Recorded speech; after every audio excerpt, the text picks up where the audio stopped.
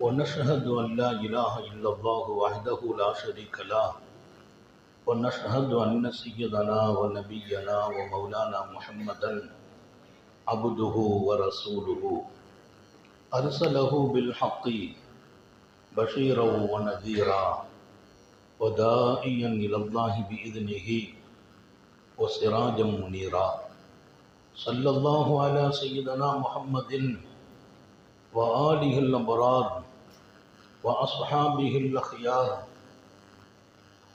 وأزواجه الطيبات الطاهرات أوصيكم عباد الله وإياي أولا بتقوى الله أما بعد فأعوذ بالله من الشيطان الرجيم بسم الله الرحمن الرحيم ونريد أن نمن على الذين استضعفوا في الأرض ونجعلهم أئمة ونجعلهم الوارثين صدق الله مولانا العظيم وقال نبي الله سيد البشر محمد رسول الله صلى الله عليه وسلم إنما ينصر الله هذه الأمة بضعيفها بدعوتهم وصلاتهم وإخلاصهم صدق نبي الله صلى الله عليه وسلم எல்லாம் வல்ல அல்லாஹுவின் அன்பும் மேலான கருணையும் நமக்கெல்லாம் வந்து சேரட்டுமாக. நமது உயிரினும் மேலான கண்மணி ஹாத்தமுன் நபியின் முஹம்மது ரசூலுல்லாஹி ஸல்லல்லாஹு அலைஹி வஸல்லம் அவர்களின் அன்பையும் ஷஃபாஅத்தையும் பெறுவதற்கு அல்லாஹ் நம் எல்லோருக்கும் தௌஃபீக் செய்வானாக. வல்ல ரஹ்மான் நமக்கும் நம்முடைய பெற்றோர் மனைவி மக்கள் குடும்பத்தார் யாவருக்கும் உயிர் உள்ள வரையிலும் உடல் சுகத்தை நசீபாக்கி தருவானாக. மருத்துவமனை கஷ்டம், அதன் சிரமம், செலவுகளிலிருந்து நிரந்தரமான பாதுகாப்பை அல்லாஹ் நம் எல்லோருக்கும் கொடுத்தருள் புரிவானாக. வானம் பூமியினுடைய ஆபத்துகளை விட்டும் முசீபத்துகளை விட்டும் கெட்ட முடிவுகளை விட்டும் நம்மையும் நம் குடும்பத்தையும் பாதுகாத்து அருள் புரிவானாக. அவனுடைய படைப்புகளின் தீங்குகள் அனைத்திலிருந்தும் நம்மையும் நம் சமூகத்தையும் காத்தருள் புரிவானாக. அல்லாஹ்வின் மகத்தான பேரருளால் இன்றைய தினம் எங்களுக்கெல்லாம் மிகப்பெரிய ஒரு சந்தோஷம் மகிழ்ச்சி மிகைத்திருக்கிற தினம். பல காரணங்களால் சந்தோஷம் அடைவதுண்டு. உன் தாய் உன்னை பெற்றெடுத்த நாட்களிலெல்லாம் மிகச்சிறந்த நாள் எது என்று கேட்டபோது சஹாபிகள் சொன்ன பதில்கள் ஹதீஸில் பதிவாகிறது. வழிமாறுகள் சொன்ன பதில்கள் ஹதீஸில் வரலாற்றில் பதிவாகிறது. உன் தாய் உன்னை பெற்றெடுத்த நாட்களிலெல்லாம் மிகச்சிறந்த நாள் எது என்று கேட்டபோது எங்கள் உஸ்தாதுமார்களுக்கு நாங்கள் சொன்னோம், நாங்கள் ஆலிமாக சனது பெற்ற நாள் என்றோம். ரொம்ப மகிழ்ந்து போனார்கள் உஸ்தாதுமார்கள். இன்றைக்கு அதற்கடுத்து நாங்கள் பெறுகிற மகிழ்ச்சி, நாங்கள் பெற்ற எங்கள் ஆன்மீக பிள்ளைகள் சனது பெற்று இங்கே சங்கமமாகி உஸ்தாதுமார்களுக்கு முன்னால் மண்டியிட்டு பாடம் படித்ததை போல் இன்றைக்கு அவர்கள் மேடையை அலங்கரித்து சமூகத்தினுடைய எதிர்காலத்தினுடைய நலனுக்காக தங்களை உண்மையிலேயே அர்ப்பணிக்கிற ஒரு நல்லதொரு நிகழ்வுதான் எங்கள் உஸ்மானி ஆலிம்களின் பேரவை நடத்துகிற சிறப்பான இந்த நிகழ்வு. நாங்கள் சந்தோஷப்படுகிறோம். அல்லாஹ் இந்த சந்தோஷத்தை தொடரச் செய்வானாக. நமது பிள்ளைகள் எப்போதுமே விண்ணின் தாரகையாக அவர்களை மிளிரச் செய்வானாக. எங்கெல்லாம் அவர்களின் பணி தொடர்கிறதோ இன்னும் தொடரச் செய்வானாக.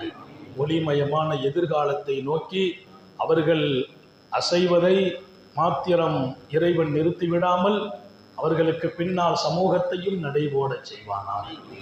வாழ்விலும் வாழ்வாதாரத்திலும் வரக்க செய்வானாக. சங்கை மிக்கவர்களே, அல்லாஹுவின் மிகப்பெரிய அருள், பலத்தை கொண்டு பல பேர்களை கண்ணியப்படுத்துவான் ரப்பு, பலகீனத்தை வைத்தும் பல பேர்களை கண்ணியப்படுத்துவான். பலம் எவ்வளவு அவசியமோ பலகீனமும் பரக்கத் என்றார்கள் நபிகள் நாயகம். இன்னல்லாஹு யுஹிப்புல் முஃமினுல் கவி என்கிறார்கள். அல்லாஹ் பலமுள்ள மூமினை நேசிக்கிறான். பலமுள்ள மூமினை அல்லாஹ் நேசிக்கிறான். பலம் எங்கெல்லாம் இருக்கணும்? அது என்ன பலம்? ஹதீஸிலே சொல்லப்பட்ட அந்த பலம் மூமினுல் கவி, அது என்ன பலம் என்று கேட்கிறார்கள் நம்முடைய ஹதீஸினுடைய விரிவுரையாளர்களும் பெருமக்களும். உடல் பலமா, மனபலமா? உடல் பலமும் தேவை, மனபலமும் தேவை.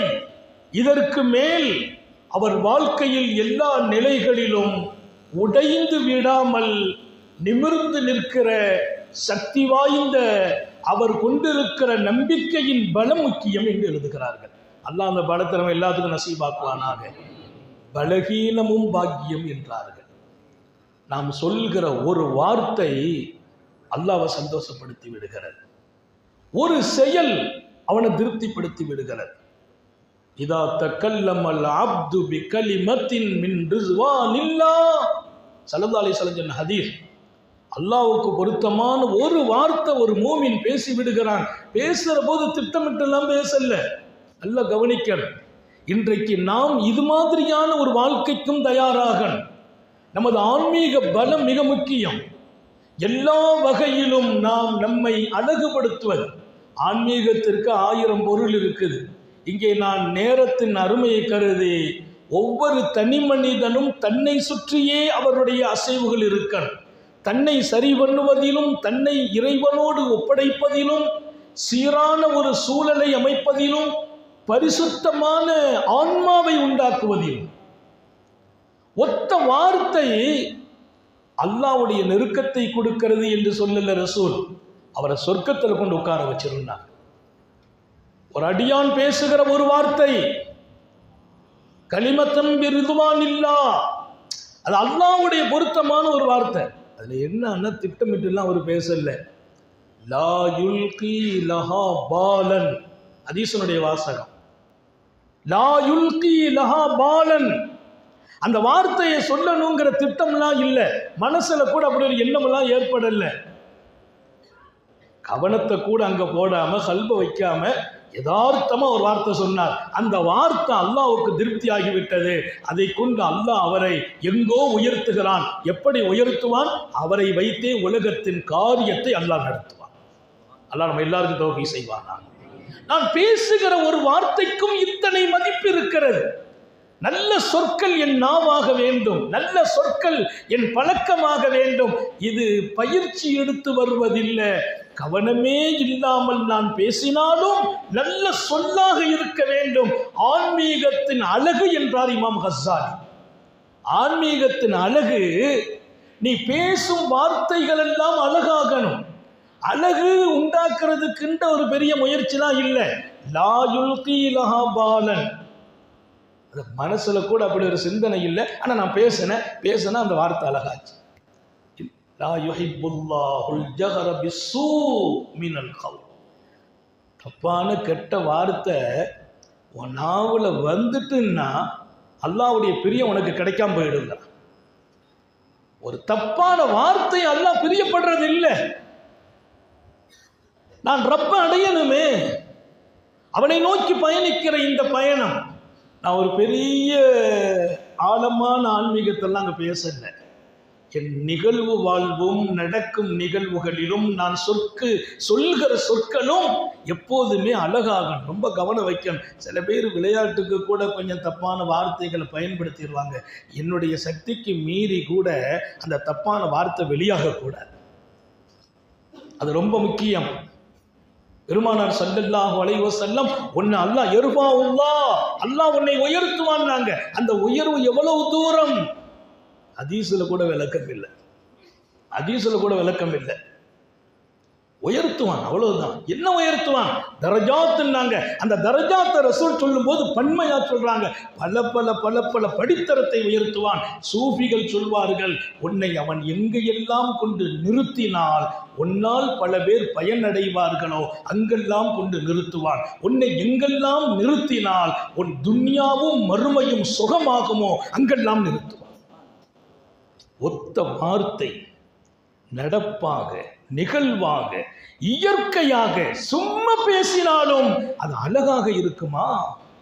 கவுலும் மஅரூஃபுன் கைரும் மின் ஸதகத்தின் யத்பஉஹா. அதான் கொடுத்து சொல்லி காட்டி அளிப்பதை விட ஒரு நல்ல வார்த்தை முசாஃபர்ட்ட நீ பேசினாலும் அதுதான் பாக்கியம் என்று அல்லாஹ் திருக்குர்ஆனிலே சொன்னான்.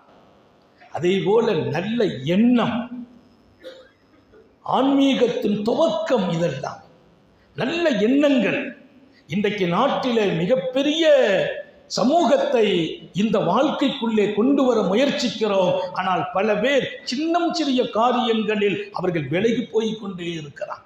நாங்கள் முரீதுகளுக்கு கொடுக்கிற பல்வேறு பயிற்சிகளில் அவர் சிந்தனையிலும் மூச்சிலும் அல்லாவை ஓட விடுகிற ஒரு பயிற்சி இருக்குது. மூச்சு பூரா அல்லாஹ் தான் ஓடும். மூச்சு உள்வாங்கினாலும் அல்லாஹ், வெளியே விட்டாலும் அல்லாஹ். அப்படியெல்லாம் பயிற்சியை கொடுக்கிற அழகான வழிமுறைகள் தரீகாவில் இருக்கிறது. அந்த வழிமுறைகளை எழுதுகிற பெருமக்கள் கூட அதற்கு பின்னால் உன் செயல்களில் அதன் அழகு வெளிப்பட வேண்டும் என்கிறார்.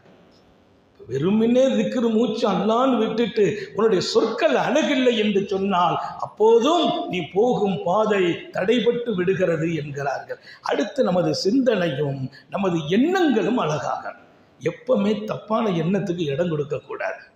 எதிலும் யாரின் மீது எப்போதுமே நல்ல எண்ணம். இமாம் கஸ்ஸாலி ஒரு செய்தி எழுதுவார், நானே வியந்து போனேன். ஒருவர் பஞ்ச காலத்தில் கடந்து போனால் மிக பிரம்மாண்டமான மணல் குவியலை, அது ஒரு மலை, மலை போல் குவிந்திருக்கும்.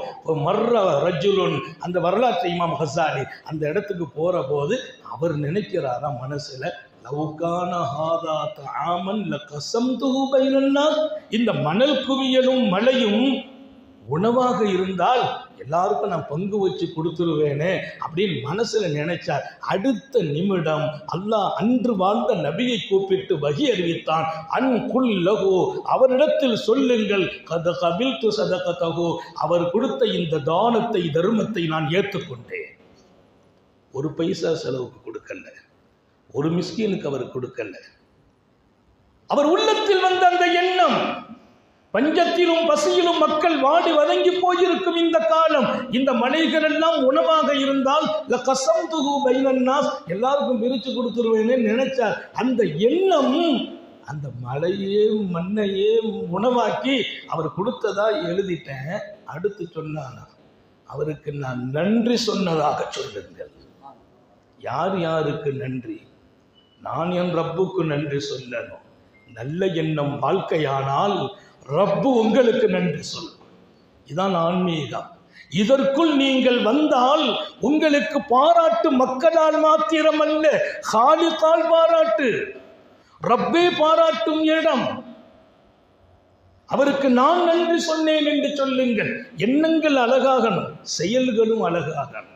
எந்த ஒரு செயலும் 4 பேர் முகம் சுளிக்கிற மாதிரி நம்ம செய்யக்கூடாது. இது தப்புன்னுலாம் இன்னைக்கு சொல்லிக் கொடுக்க வேண்டியதெல்லாம் இல்லை. எது தப்புன்னு நமக்கு தெரியும், அதில் போய் நம்ம ஈடுபடுவதா? உங்கள் சொற்களை அழகாக்குவதை போல், எண்ணங்களை அழகாக்குவதை போல் செயல்களை அழகாக்குங்கள். சின்ன செயலும் அது அழகாகும் என்று சொன்னால் அதற்கு அல்லாஹ் கொடுக்கிற பரிசு மிகப்பெரியது. நல்ல செயல்களுக்கு அல்லாஹ்வே பரிசு என்கிறான். நானே பரிசாக மலருகிறேன் என்கிறான். எனவே நமது செயல்களுக்குள்ளாலும் சொற்களுக்குள்ளாலும் எண்ணங்களுக்குள்ளாலும் மாசுதன்மைகள் வராமல் நம்ம கவனத்தை எடுக்க வேண்டிய ஒரு விஷயம். இன்னொரு பக்கம் நம்முடைய அனைத்து செயல்களிலும் நம்ம நப்சுக்கு ஒரு பங்கு இருக்குது. பெரிய பாடம், நான் நேரம் எனக்கு தெரியும், ரொம்ப சுருக்கமான நேரத்தில் முடிச்சிருவோம். நப்சுக்கு ஒரு பங்கு இருக்குது. நப்சு பொதுவாக எதை செய்தாலும் அது முதல்ல பசி ஆற நினைக்கும். நம்ம பசி ஆறணும். நம்ம பசி ஆறுனா தான் கொஞ்சம் தெம்பாக இருக்க முடியும். நப்சு தெம்பாகணும்னா பசி ஆற நினைக்கும். நப்சு சின்ன பிள்ளையாக இருக்கிறதுலேருந்து பெரிய மனுஷனாக வர்ற வரைக்கும் அதுக்கு பசி இருக்கும். நான் ஒரு நல்ல செயல் செய்தாலும் அதை சமுதாயத்திற்காக அல்லாஹ்வுக்காக செய்வேன், அதில் கொஞ்சம் அது பசி ஆறும். லேசாக ஒரு புகழோ ஒரு பெருமையோ கிடைச்சிட்டுனா அது ஒரு திருப்தி பெறும். அது கிடைக்கிறதுக்கு என்ன வழின்னு தேடும். அது ரகசியமாகவும் தேடும், ஒரு வகையில் வெளிப்படையாகவும் தேடும். எல்லாருக்கும் சொல்கிறேன், நமது செயல்களுக்குள்ளால், எண்ணங்களுக்குள்ளால், சொற்களுக்குள்ளால் நடக்கிற அத்தனை அழகும் அது அப்படியே பாதுகாக்கப்பட்டு அவன் எல்லையில்லாத படித்தரங்களில் கொண்டு உங்களை நிறுத்துவேன் என்று சொன்னான் இல்லையா? அந்த இடத்துல போய் நான் நிற்பதற்கு நப்சு இடம் கொடுக்க. நப்சுக்கு ஒரு ஆசை, அது பசி தணிக்கணும். இமாம் பூஸ்ரி சொல்வார், ஒன் நப்சு கத்திஃபுல் இன் துஹ்மில்ஹு ஷப்பஅலா உப்பிர் ரவாயுவையும் தப்திமுகு என்பதுமே. உங்கள் குழந்தை பால் குடிக்கும் போது அதுக்கு பாலாசை இருக்கும், பாலாசை இருக்கும். 1 வயசுல 2 வயசுல 3 வயசுல 5 வயசுல பால் குடிக்கணும்ன்ற ஆசை இருந்துகிட்டே இருக்கும். அது பிள்ளை தானே, ஆசைப்படத்தானே செய்யும். இல்லை, பிள்ளைகளின் ஆசையை கட் பண்ணு. 2 வயசு தான் அல்லாஹ் சொன்னான், ஒல்வாலிதாத்து இருந்தாங்க அவுலாதன்னு அவளை. பிள்ளைக்கு 2 வயசு தான் பால் கொடுக்கணும், அது 2 வயசுக்கு மேலே கொடுக்க வேண்டாம். அப்போ பிள்ளை நிப்பாட்டாது, அது கேட்டுக்கிட்டே இருக்கும். ஆனால் தாய் அந்த ஆசையை கட் பண்ணுறதுக்கு என்ன பண்ணுவாங்க? அது மீண்டும் மீண்டும் ராத்திரி அழுகும். தன்னுடைய மார்பில் ஏதாவது கசப்பான பொருளை தடவி விட்டுருவாங்க. அப்போ அந்த 2 நாள் அந்த புள்ள போய் முட்டி கடைசியில் 2வது கொடுக்க போனால் வேண்டான்னு சொல்லிடும். ஒரு கசப்பை கொடுத்து ஆசையை கட் பண்ணுறது. இமாம் பூஸ்ரி சொல்வார், உன் நப்சும் குழந்தையை போல் சிறுபிராயத்தில் பால் குடி, நீ மறக்கடிக்காவிட்டால் அது எல்லா காலத்திலும் இல்லை வாலிபமானாலும் பால் குடி ஆசையிலேயே வாலிபமாகும். வாலிபத்தில் கூட அந்த ஆசை இருக்கும். எனவே நாம் செய்கிற அழகான செயல்களும் அழகான நிகழ்வுகளும் எண்ணங்களும் வார்த்தைகளும் அதை பாதுகாக்க வேண்டிய கடமையும் ஆன்மீகத்தில் பெரிய பொறுப்பு. அது எல்லாம் செய்து இதுக்கு கொஞ்சம் பசியார இடம் கொடுத்துட்டோம் வைங்களேன், அது ஏதாவது ஒரு 4 பேருடைய நல்ல புகழும் வாழ்த்துக்களும் கிடைச்சி அதை வச்சு சமாதானம் ஆகிட்டு போயிடும். நான் எந்த உயர்ந்த தர்ஜாவுக்கு போய் உலகத்தை எனக்கு முன்மாதிரியாக மாற்றணுமோ அந்த தர்ஜாக்குள்ளெல்லாம் நுழைவடியாக ஆக்கிடும். நான் ஒரு செய்தி சொல்வேன், எல்லாரும் கவனமாக கேட்கணும். கடந்த காலத்தில் வாழ்ந்த ஒரு பேரரசர், அவருக்கு ஒரு ஆசை வந்துச்சு, பிரம்மாண்டமான ஒரு பள்ளிவாசல் கட்டணும். எப்படி கட்டணும்? இன்றைய காலத்தில் எங்கும் இல்லாத ஒரு பள்ளி, அது எல்லா வகையிலும் பிரம்மாண்டம், கட்டிடக்கலையால் பிரம்மாண்டமான பெரும் பள்ளியால் எங்க போனாலும் இந்த பள்ளியை பற்றி பேசப்பட ரொம்ப பெரிய ஃபிகரும் சிந்தனையும் திட்டமிட்டார், ஏற்பாடு செய்தார். தன் அமைச்சரை கூப்பிட்டு சொன்னார், அவர் பெரிய பள்ளி கட்டணும். அவர் உடனே சொன்னார், மண்பனால் இல்லாயி பைத்தன் வனல்லாஹுலகு பைத்தன் வில் ஜன்னா. அல்லாவுக்காக ஒரு வீடு கட்டுனா அல்லாஹ் உங்களுக்கு ஒரு மாளிகையை கட்டுவான். ஒரு ஹதீஸ் அப்படி வரும், வனல்லாஹுலகு கஸ்ரன் வில் ஜன்னான்னு வருது. அல்லாஹ் ஒரு மாளிகையை கட்டிடுவான். அல்லாஹ் நம்ம ஹயாத்தில் அவனுக்காக ஒரு மஸ்ஜித் கட்ட தௌஃபீக் செய்வானா? நான் அல்லாட்ட கேட்டுக்கிட்டே இருக்கேன், அந்த வாய்ப்பு ஒன்று கொடுத்துரு, அதை வச்சாவது சோனத்தில் ஒரு மாளிகை கிடைக்கணுமே. அது ரசூலுடைய ஹதீஸு. பெருமானார் சின்ன குருவி கூட இருந்தாலும் பரவாயில்லப்பா கட்டுனாங்க. அவர் சொன்னால் பிரம்மாண்டமான மஸ்ஜித் கட்டணும். இந்த மண்ணில் வாழ்ந்த பேரரசர் அந்த பள்ளி மாதிரி ஒரு பள்ளி இருக்கக்கூடாது, என் மரணத்திற்கு பின்னால் பேசப்பட வேண்டும் நான் இப்படி பள்ளி கட்டி வைத்து விட்டார் என்று அந்த பள்ளியை கட்டி முடிச்சுட்டு பிரம்மாண்டமான வர்ணனையில் என் பேர் அங்கே பதிக்க, அந்த முகப்புல என் பேரை பதிக்க அவருக்கு ஆசை. அமைச்சர் ஏற்பாடு பண்ணார். உலகத்தின் பல நாடுகளில் இருந்து சிற்பக்கலைகளினுடைய பேரரசர்கள் எல்லாம், பெரும் ஆசான்கள் எல்லாம் வரவழைக்கப்பட்டு அத்தனை கலைநயத்தோடு அந்த பள்ளி கட்டி முடிக்கப்படுது. மன்னர் வந்து பார்வையிட்டார். அந்த பள்ளி அவருக்கு ரொம்ப மகிழ்ச்சி அளிக்குது.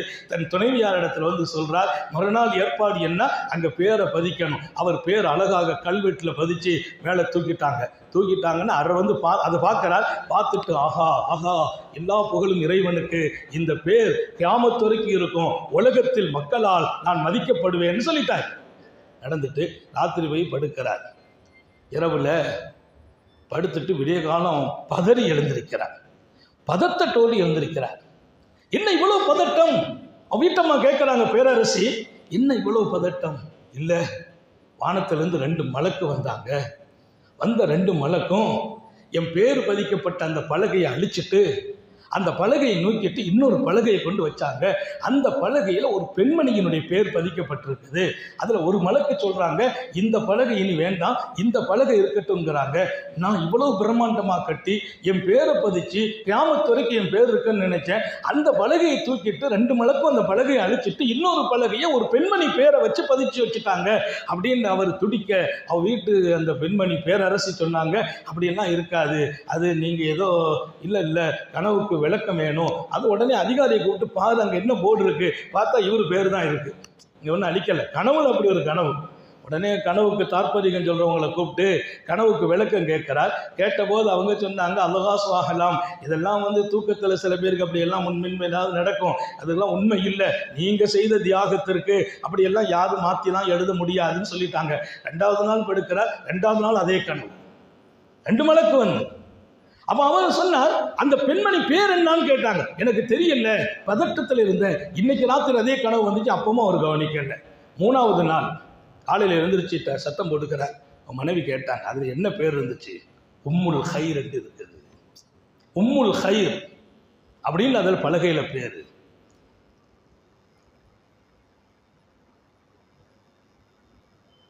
உடனே அமைச்சர்கிட்ட சொன்னார், நம்முடைய எல்லைக்கு உட்பட்ட பகுதியில் உம்முல் ஹைர் என்ற முகவரி உள்ள பெண் யார் இருந்தாலும் அழைத்து வாருங்கள். இதில் அரசனுடைய அந்த பள்ளிவாசல் கட்டுமான அறிவிப்பில் அவர் இப்படியும் ஒன்றை செய்தார், இது என்னுடைய சொந்த பணத்தில் மாத்திரமே செய்கிறேன், இதில் யாரும் எந்த ஒரு உழைப்பாலோ பொருளாலோ கூட்டாக கூடாது. அல்லாஹ் அப்படியெல்லாம் ஆட்கள் இன்னைக்கு பிறக்கணும், எல்லாருக்கும் தௌபீக் செய்வானாக. இதுக்கு வசூல்லாம் கிடையாது, வேற யாரும் தங்க பங்களிப்பை இதில் செய்யக்கூடாது. நான் பள்ளி கட்டுறேன், ஒருத்தர் நான் ஒரு ஃபேன் வாங்கி போடுறேன், அதெல்லாம் நான் ஏற்றுக்க மாட்டேன், மொத்தமும் என்னுடைய செலவாகணும். அல்லாஹ்ட்ட போனா முழு பணத்தோடு நான் உனக்காக மொத்தத்தையும் செய்தேன்னு சொல்லணும், எனக்கு அது உலகம் அந்த பேரை தரணுங்கிறார். அந்த பெண்ணை எங்க இருந்தாலும் கூட்டுவான்னு சொல்லிட்டாங்க.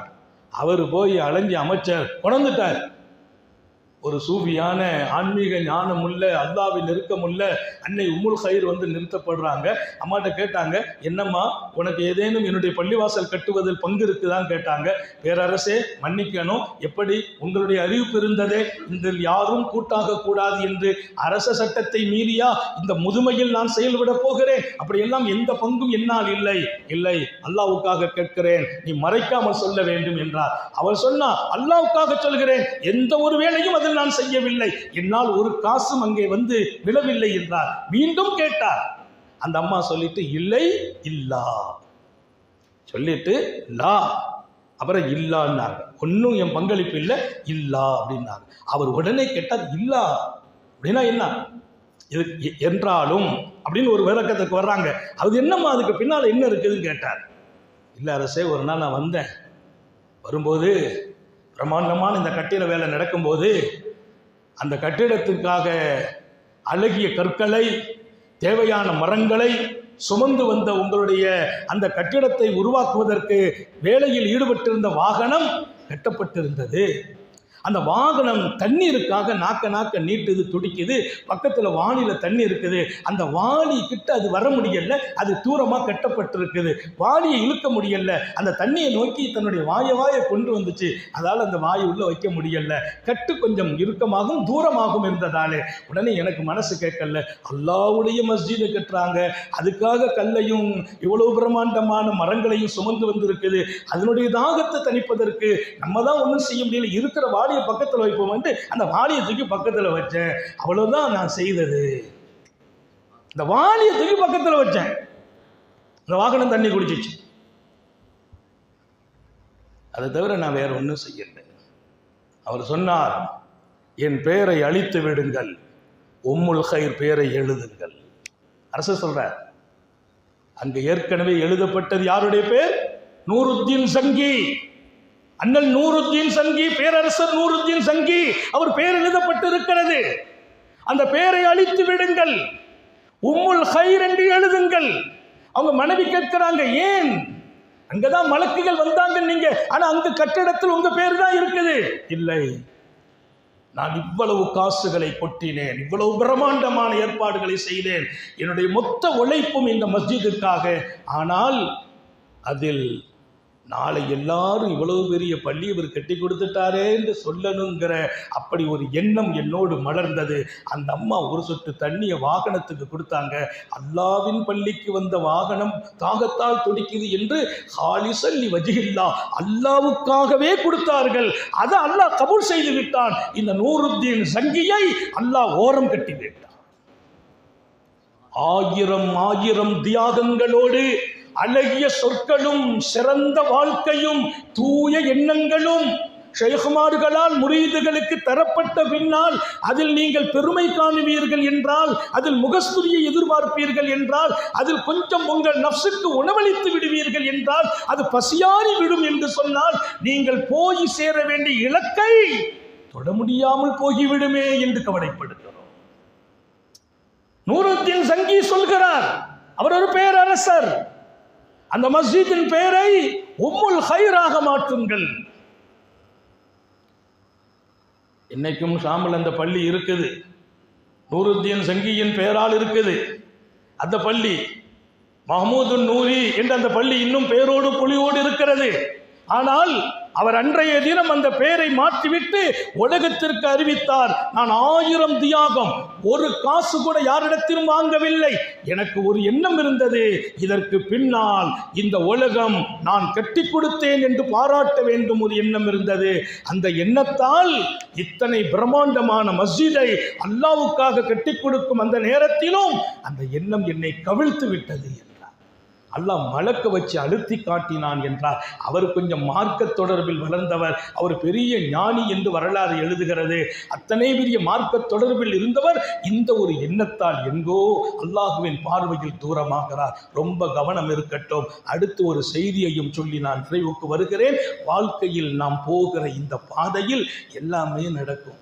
அல்லாஹ்வுடைய ஒரு பெரிய சுன்னத்து என்னன்னா, அப்பப்போ நம்ம கொஞ்சம் உயர்த்தி வைப்பான், கொஞ்சம் இறக்கி பார்ப்பான், கொஞ்சம் கொடுத்து பார்ப்பான், கொஞ்சம் எடுத்து பார்ப்பான், கொஞ்சம் நேரத்தில் சந்தோஷமாக்குவான், கொஞ்சம் நேரம் சோகமாக்குவான். அது அவன் சுன்னத்து.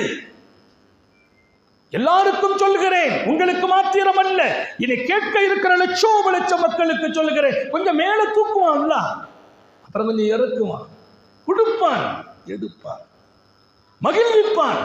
கொஞ்சம் சோதனையில் கொஞ்சம் வாடவும் வைப்பான். மகிழ்வித்தவன் தான் வாட வைப்பான், கொடுத்தவன் தான் எடுத்தான், எடுத்தவன் தான் கொடுப்பான். மேலே தூக்கி பார்ப்பான், கொஞ்சம் கீழே இறக்கி பார்ப்பான். 4 பேர் நம்மை ஆகான்னு சொல்லுவாங்க, அப்புறம் நம்மளை கண்டா கண்டுகிடாம போவாங்க. இது எல்லாம் மக்கள் மீது வருத்தப்படுவதா?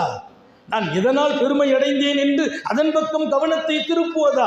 நன்கு ஞாபகம் வையுங்கள், இது எல்லாத்தையும் அவன் செய்கிற ஒரு சுன்னத்து இருக்குது. எந்த நேரத்திலும் எந்த நிலையிலும் கவனம் மட்டும் அவன் மீது வருத்தத்தோடு போய் முடியக்கூடாது. அவன் மீது வருத்தப்படுகிற நிலைக்கு போகக்கூடாது. மாறாக அவன் மீது நம்பிக்கை இன்னும் பலமாக வேண்டும். கொடுக்கும் போது இருந்த சந்தோஷத்தை காட்டிலும் எடுக்கும் போதும் அவன் மீது சந்தோஷம் வையுங்கள். உயர்த்தும் போது ஏற்பட்ட மகிழ்ச்சியில் எடுக்கும் போதும் கீழே வீழ்த்துகிற போதும் அந்த மகிழ்ச்சி குறையக்கூடாது. நீங்க நிராசை மட்டும் ஆயிடக்கூடாது. கீழே இறங்கிட்டோமே அல்லாஹ் அப்புறம் ஏத்துவானா? வீழ்ந்துட்டோமே எழுந்திருக்க முடியுமா? நல்ல ஞாபகம் வையுங்கள், யாரையும் நிரந்தரமாக அவன் வீழ்த்துவதில்லை, யாரையும் நிரந்தரமாக மேலே வைப்பதும் இல்லை, யாருக்கும் நிரந்தரமாக கொடுத்து அழகு பார்ப்பது மாத்திரம் இல்லை, எல்லோரையும் எப்போதுமே அவன் ஏழையாக வாழ வைப்பதும் இல்லை. ஏழையாகத்தான் வாழ்ந்தீர்கள், பணக்காரராக ஆக்கினானே அல்லாஹ். யாரை? உத்தம நபியை. உலக பணக்காரர்களில் ஒருவர் முஹம்மது ரசூலுல்லாஹ். எப்படி ஏழை? 3 நாள் சாப்பிடல. பெருமானார் அபூ ஹுரைரா பார்க்க வர்றாங்க, செய்தனா பிலால் ஒரு கட்டத்தில் பார்க்க வர்றாங்க. ஸல்லல்லாஹு அலைஹி வஸல்லம் உட்கார்ந்து இருக்கிறாங்க. பிலால் பெருமானாட்ட அஸ்ஸலாமு அலைக்கும் சொன்னா பதில் வரல. அப்புறம் தான் பார்க்குறாங்க ரசூலுல்லாஹ் உட்கார்ந்து தொழுதுட்டு இருக்கிறாங்க. என்னடா நின்று தொழுதா உள்ள சிறப்பை விளக்கிய ரசூல் ஸல்லல்லாஹு அலைஹி வஸல்லம் உட்கார்ந்து தொழுகிறாங்களே, உட்கார்ந்து தொழுதா பாதி நன்மை தானே அப்படிங்கிறதுனால செய்தனா பிலால் ரொம்ப நேரம் காத்திருக்கிறாங்க. தொழுக முடிஞ்சிச்சு. யா ரசூலல்லாஹ் தாங்களுமா உட்கார்ந்து? இல்லையா பிலால், ஜூயா பிலால், பசி அதிகமாக இருந்துச்சு, நிற்க முடியல, உட்கார்ந்து. பசி கூட நிற்க முடியல. யார்? முஹம்மது ரசூலுல்லாஹ். அவங்களால ஏன் நிற்க முடியாம போகும்? 100 சொர்க்க வாலிபர்களின் சக்தி எனக்கு உண்டுன்னாங்க. 100 சொர்க்க வாலிபரின் சக்தி. அவங்களால நிற்க முடியும், உட்கார முடியும், எல்லாம் முடியும். உங்களுக்கும் எனக்கும் பாடம். என்னையும் பசியாக்கினான் அல்லாஹ். எப்படி பசி? நிற்க முடியாத இடத்தில் பசியாக்கினான். இப்படி ஏழை, இப்படி பசி, ஆயிலன் வாகுனா பெண்ணும் பெரிய பணக்காரராக ஆக்கினோம். அவன் ஒரு சுன்னத்து. எல்லாருக்கும் சொல்றேன், கீழே விழுந்துட்டோம் முடிஞ்சு போச்சு நினைக்காதீங்க, மேல உட்கார வைப்பான். கடனாளியா போயிட்டோம், இனி அவ்வளவுதான், நம்ம பிள்ளைங்க எதிர்காலம் என்ன? குடுக்கும் இடத்தில் வாழ வைப்பான். லா தைஅஸு மின் ரௌஹில்லாஹ் இன்னஹு லா யஅஸு மின் ரௌஹில்லாஹ் இல்லல் கௌமுல் காஃபிரூன். உங்களை தவிர யாருக்கும் அந்த நிலை இல்லை, நிராகரிப்பவர்களாக ஆகிவிடாதீர்கள். அல்லாஹ்விடத்தில் இருப்பதை கேட்பதிலே நிராசை எதற்கு? அவனுக்கு பிடிக்காத ஒன்று நிராசையாகிறது, அவனுக்கு பிடிக்காத ஒன்று நிராசையாகிறது. இதை நான் எல்லோருக்குமாக, உங்களுக்கும் எனக்கும், உலமாக்கள், மகான்கள், சூஃபிகள் எல்லாத்தையும் போய் நம்ம படித்த பாடம் எல்லார்ட்ட இருந்து நீங்களும் படிக்கணும். வாழ்க்கையில் எப்பவுமே அல்லாஹ் மேல மட்டும் நிராசை, நம்பிக்கை இழக்கக்கூடாது. நிறைவாக சொல்வேன், கலீமுல்லா மூசா அலைஹிஸ்ஸலாம் இடத்தில் ஒரு பெண்மணி வந்தவங்க சொன்னாங்க, மூசா கலீமுல்லா எனக்கு பிள்ளை இல்லை, துஆ செய்யுங்க. நம்பிக்கை இருக்குது, நீங்க கேட்டா அல்லாஹ் கொடுத்துருவான். சரிம்மா துஆ செய்கிறேன். அல்லாஹ்ட்ட கேட்டாங்க, ரப்புல் ஆலமீன் அல்லாஹ் சொன்னா, மூசா இன்னி கத்தப்து லஹா கிமா, அந்த அம்மாவுக்கு குழந்தை பெற சக்தி இல்லாத மலடி என்று எழுதிவிட்டேன். மலட்டு தன்மை நான் எழுதி வச்சிருக்கேன். அது அல்லாஹ்வுடைய விருப்பம். சில பேருக்கு குழந்தையை கொடுத்து சோதிப்பான், சில பேருக்கு எடுத்து சோதிப்பான், சில பேருக்கு கொடுக்காம சோதிப்பான், சில பேருக்கு ஆணை கொடுத்து சில பேருக்கு பெண்ணை கொடுப்பான். எல்லாமே என் சோதனை. ஹலக்கல் மௌத்தவல் ஹயாத்தல் எவ்வளவுக்கும், வாழ்க்கையும் மரணமும் சோதனைக்குங்கிறான் அல்லாஹ். அதெல்லாம் பெரிய பெரிய விளக்கம். இங்கே குழந்தையை கொடுக்கல அல்லாஹ், நீங்க கேட்டா தருவான்னாங்க. அவங்க அல்லாட்ட கேட்டாங்க, அல்லாஹ் சொன்னா அவங்க மலடி ஆகுவாங்க, அவங்கள்ட்ட குழந்தை பெற தன்மை இல்லை, அது மருத்துவத்தாலெல்லாம் கொடுக்க முடியாதுன்னு எழுதி வச்சுட்டேன். உடனே மூசா நபி அந்த அம்மாவை கூப்பிட்டு, இல்லைம்மா உனக்கு குழந்தை நசீப் இல்லை, அல்லாஹ் சொல்லிட்டான். போயிட்டாங்க. மீண்டும் கொஞ்ச நாள் கழிச்சு வந்தாங்க, துஆ செய்யுங்க. என் அன்னைக்கே சொன்னேனம்மா, இல்லை ஒருக்கு கேளுங்களே. ரெண்டாவது கேட்டாங்க, அல்லாஹ்வுடைய பதில் அப்படியே வந்துச்சு. சொல்லிட்டாங்க. அந்த அம்மா போயிட்டு 2 நிமிஷத்தில் முடிச்சுக்கிறேன், அதற்கு பேசி நிறைவாக்கணும். அந்த அம்மா போயிட்டு ஒரு 10 நாள் 20 நாள் கடந்துச்சு. அப்புறம் நாள் கிடக்க அந்த அம்மா வரவே இல்லை. 2 வருஷம் கழிச்சு அந்த அம்மா வருது, கையில் குழந்தையோடு வருகிறது. 2 வருஷம் கழிச்சு கலீமுல்லா மூசாவின் தர்பாருக்கு அந்த அம்மா கையில் குழந்தையோடு. அம்மா கேட்டாங்க, நபி என்ன குழந்தைமா? யாரு குழந்தை? என் புள்ள எனக்கு பிறந்துச்சு. உனக்கா? 2 தடவை அல்லாட்ட கேட்டேன், உனக்கு பிள்ளை பிறக்காதுன்னு அல்லாஹ் சொன்னானே. அப்போ அந்த அம்மா நம்மளை என்ன நினைக்கும்? அல்லாட்ட மீண்டும் கேட்டாங்க, யா அல்லாஹ் எப்படி? ஒன்றும் இல்லை மூசா, மலடின்னு தான் எழுதி வச்சிருந்தேன். நீங்கள் 2வது இல்லைன்னு சொன்ன போது அந்த அம்மா வந்து அழுதாங்க, கெஞ்சினாங்க. ஃபஸ்தஜபது இஸ்திஹ்யாஅம் மின் புகாய்யா. இந்த வார்த்தையை நான் ரொம்ப கவர்ந்தேன். அந்த அம்மா அழுது என்னிடத்துல கெஞ்சின போது அந்த அழுகையில நான் வெக்கப்பட்டு துஆவை கபூல் செய்துட்டேன். கொடுக்கணும்னு முடிவுக்கு வந்துட்டேன். என் விதியில எழுதியிருக்கேன் கொடுக்கலன்னு. விதி எப்ப எழுதப்படுது? தாயின் கருவறையில் இருக்கிற போது அன்னலார் சொல்வார்கள், அஜலுகு அமலுகு அசருகு ரிசுகுகு. உன் இரணம் எழுதப்படும், மரணம் எழுதப்படும், உன் இரணம் எழுதப்படும், மரணம் எழுதப்படும். மாத்திரமல்ல, என்ன செய்வாய் என்று எழுதப்படும். நீ நல்லவனாக கெட்டவனாக மரணிப்பதும் எழுதப்படும். நல்லவனா கெட்டவனா இது தாய் கருவறையிலே எழுதப்படுது. அல்லாஹ் சொல்றான், அந்த அம்மா அழுதாங்க. இஸ்திஹ்யா ஒபி ரிவாயத்தன் அல்லாஹ் சொன்னான், ஹயா அன் மின் புகாயா. அவங்க அழுகையை பார்த்து நானே வெக்கப்பட்டு கொடுத்துட்டேன். எப்படி ரப்பு? விதியை புரட்டி மாத்தி கொடுக்கிற ரப்பு இல்லையா? இல்ல, அந்த அம்மாவுக்கு இல்ல. 2 தடவை கலீமுல்லா மூசா அலைஹிஸ்ஸலாம் கேட்ட போது அவங்க மலடிமா அப்படின்னு சொன்ன அல்லாஹ், அந்த அம்மா அழுதாங்க, என்னால தாங்க முடியல. அதனால மலட்டுத்தன்மையை கூட தூக்கி வீசிட்டு மருத்துவ சக்திக்கு அப்பாற்பட்டது அல்லாஹ் கொடுக்கிற சக்தி. நம்புங்கள், கேளுங்கள், தட்டுங்கள், திறக்கப்படும். அவன்ட மட்டும் நிராசையாயிடாதீங்க, கோவப்படாதீங்க. கேட்டுட்டேனே கிடைக்கலையே, அது உன் பலகீனம். கேட்டுக்கிட்டே இருக்கணும், கொடுத்துக்கிட்டே இருப்பான். இன்னல்லாஹ யன்சுரு ஹாதிஹில் உம்மா பிலைஃபிஹா. அல்லாஹ் இந்த உம்மத்துக்கு உதவி செய்வான், உம்மத்தின் பலகீனமானவர்களை கொண்டு உதவி செய்வான். அதனால தான் நான் சொன்னேன், உங்கள் பலகீனமும் பாக்கியம். எங்கள் உம்மா வயசானவங்க இருக்காங்களா, அல்லாஹ் சொல்லுவான் உங்கள் வீட்டில் ரிசுக்கை கொட்டுவான். யாரும் அவனு உழைக்கலையே, உங்கள் உம்மா இருக்கிறாங்கல்ல வயசானவங்க, அவங்களுடைய பரக்கத்தினால உனக்கு கொடுத்தங்கிறான். நம்ம வீட்டின் வாசல்களின் கதவுகள் திறக்கப்படுவதற்கு நம்முடைய வீட்டில் இருக்கிற பலகீனமானவர்களையும் அல்லாஹ் காரணமாக்குவான். நம்பிக்கை இழக்காத ஒரு வாழ்க்கையும் தேவை. எனவே அழகான செயல்களோடு, அழகான சொற்களோடு, அழகான எண்ணங்களோடு வாழ்க்கையின் ஒவ்வொரு அம்சங்களையும் துவக்குவோம், செயல்படுவோம். அதில் பசியார இடம் கொடுக்காதீர்கள் உங்கள் நப்சுக்கு. நப்சு பசியாறினால் நீங்கள் எதற்க வேண்டிய இடத்தை, அடைய வேண்டிய இலக்கை அடைய முடியாமல் தடுக்கும் மாபெரிய சக்தி உங்கள் நப்சுக்கு இருக்கிறது. அது பசியாறி விடக்கூடாது. அதில்தான் சூஃபிகளும் ஷேகுமார்களும் நப்சை அடக்குகிற பாடத்தை அதிகமாக முரீதுகளுக்கு சொல்லி தருவது. அந்த பாடத்தையும் நீங்கள் பெற வேண்டும். வாழ்க்கையில் அப்பப்போ நம்ம ஷேகுக்கு பின்னால் பையத்தானாலும் முரீதானாலும் உலமாக்களாக மாறினாலும் நம்ம வாழ்க்கையில் அல்லாஹ்வுடைய தொடர்பில் போனாலும் அவன் சோதிக்கிறது அவன் சுன்னத்து. உயர்த்துவான், தாழ்த்துவான், கொடுப்பான், எடுப்பான். என்ன நான் தொழுதனை என்னை போட்டு இவ்வளவு கஷ்டப்படுத்துறான்னு நினைக்காதீங்க. இன்னைக்கு கொடுக்கிற கஷ்டத்துக்கு பின்னால் நாளைக்கு கொடுக்கிற செழிப்பு இருக்கு பாருங்க, நீ கற்பனை பண்ண முடியாத செழிப்பாக இருக்கும். எல்லாம் அல்ல அல்லாஹ் அழகான நம்பிக்கையோடு நமது வாழ்க்கை பயணத்தை ரொம்பவே அழகுபடுத்தி வைப்பானாக, உயர்த்தி வைப்பானாக. இந்த வாழ்க்கையில் நாம் ஜெயிக்க வேண்டும், தௌஃபீக் செய்வானாக. அவன் கொடுத்த எல்லா நிலைகளிலும் அவன் யாரை எப்படி வைத்து அழகு பார்க்க விரும்புவானோ நம்மையும் அப்படி வாழ வைத்து அழகு பார்ப்பானாக. நான் நடக்கிறத பார்த்து அவன் சந்தோஷம் அடையணும், நாம் பேசுறத பார்த்து அவன் சந்தோஷம் அடையணும், நாம் படுத்தா அல்லாஹ் சந்தோஷப்படணும். சில பேரை தஹஜ்ஜத்தை தொலை விடாம தூங்க வச்சிருவான் அல்லாஹ், சில பேரை தொலை வைப்பான். காலையில எஞ்சி மலக்குகள் கேட்பாங்க, என்ன ரப்பே சூஃபிங்கிற தூங்கிட்டானே உனக்கு தெரியாதா, அவரை தூங்க வச்சு நான் அழகு பார்த்தேன் என்பான். என் உறக்கத்தை கொண்டும் அழகு பார்க்கிற ரப்பு. எனவே அவனோடு ஒரு அழகான நடையை நான் துவக்க நடக்க அருள்வாளிப்பானாக. வாழ்க்கை துறையில் வெற்றி பெறச் செய்வானாக. எங்களுடைய உஸ்மானிகளை பொருந்திக் கொள்வானாக. அழகான இலக்கை நோக்கி எங்கள் பிள்ளைகள் பயணிக்க செய்வானாக. தூய இதயத்தை அல்லாஹ் நம் யாவருக்கும் வழங்குவானாக.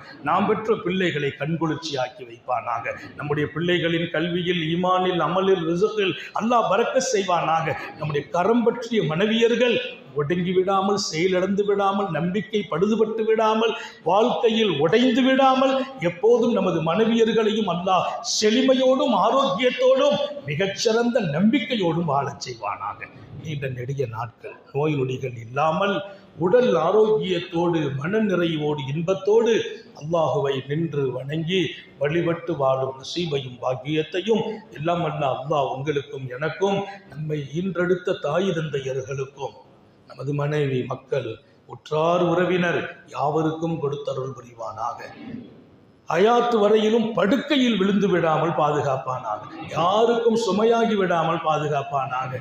யாருடைய அதிகாரத்தால் அடக்கப்பட்டு விடாமல் பாதுகாப்பானாக. முடக்கமாகி விடாமல் பாதுகாப்பானாக. சிறை வாழ்க்கையிலிருந்து பாதுகாப்பானாக. விடும் மூச்சும் எழும் பேச்சும் அவன் சிந்தனையாக்குவானாக. ஓடும் இரத்தத்திலும் அவன் இஷ்கும் அன்பும் கலந்து ஓடச் செய்வானாக. ஆஸ்பத்திரி வாழ்க்கையிலிருந்து நம்மையும் நமது குடும்பத்தையும் பாதுகாப்பானாக. நமது உயிரினும் மேலான கண்மணி காத்தமுன் நபியின் சர்தாரை ஆலம் சுந்தர நபிகள் ஸல்லல்லாஹு அலைஹி வஸல்லம் அவர்களை கனவிலும் நனவிலும் கண்டுகளிக்கும் பெரும் பாக்கியத்தை அல்லாஹ் நம் எல்லோருக்கும் கொடுத்தருள் புரிவானாக என்ற நல்ல துஆக்களோடு உங்கள் எல்லோருடைய துஆவை ஆதரவைத்து, குறிப்பாக உலமாக்களின் உயிரோட்டமான துஆ எங்களுடைய மாநில தலைவர் சங்கைமிக்க அல்லாமா ஹாஜா மொய்னுதீன் ஹஸரத் அல்லாஹ் அவங்க ஹயாத்திலும் சுகத்திலும் பரக்கத் செய்வானாக. இன்னும் பல காலங்கள் அவர்களின் தூய சேவைகள் நடக்க அருள்பாலிப்பானாக. இங்கே மாவட்ட ஜமாத் உலமா தலைவர் அவர்களுக்கும், எங்களுடைய உஸ்மானி பேரவைகளின் தலைவர், செயலாளர், பொருளாளர், துணை பொறுப்பாளர்கள், குறிப்பாக சென்னை பட்டணத்தில் இருந்து இவ்வளவு பெரிய சேவையை ரொம்ப அமைதியோடும் அடக்கத்தோடும் செய்து கொண்டிருக்கிற எங்கள் அன்பு பிள்ளைகளுக்கு பிள்ளைகளுக்கு அல்லாஹ் எல்லா நற்பாக்கியங்களையும் இருவுலகத்திலும் வழங்குவானாக. வாஹிரு தாவானா அல்ஹம்துலில்லாஹி ரப்பில் ஆலமீன். அஸ்ஸலாமு அலைக்கும் வரஹ்மத்துல்லாஹி வபரகாத்துஹு. தொகுத்து வழங்குகிற காஜா ஹுசைன் ஹதரத் அவர்களுக்கும் அல்லாஹ் எல்லா ஹைரையும் வழங்குவானாக. அடக்கம், பணிவு, இது எல்லாம் அல்லாஹ் மொத்தமாக கொடுத்ததால் அவர் இப்போதும் எல்லாருக்கும் எல்லா விஷயத்திலையும் ஒரு பேச்சாளர் வரும்போது அவருடைய பற்றி அழகான விளக்கம், முடித்த போது அவர் பேச்சை பற்றி விளக்கம். இப்படிலாம் நான் இதுவரைக்கும் ஒரு தொகுப்பு கேட்டதில்லை. இல்லை குறைக்கு இல்லை, நிறைவாக சொல்கிறேன். வரும்போது அவரை பற்றி வர்ணனை, முடித்த போது அவர் பேச்சை பற்றி வர்ணனை. ஒரு ஆற்றல் இல்லாமல் வெளியாகாது இல்லை, ஆற்றல் மிக்கவருக்கு இன்னும் பலப்படுத்துவானாக. அஸ்ஸலாமு அலைக்கும் வரஹ்மத்துல்லாஹி வபரகாத்துஹு.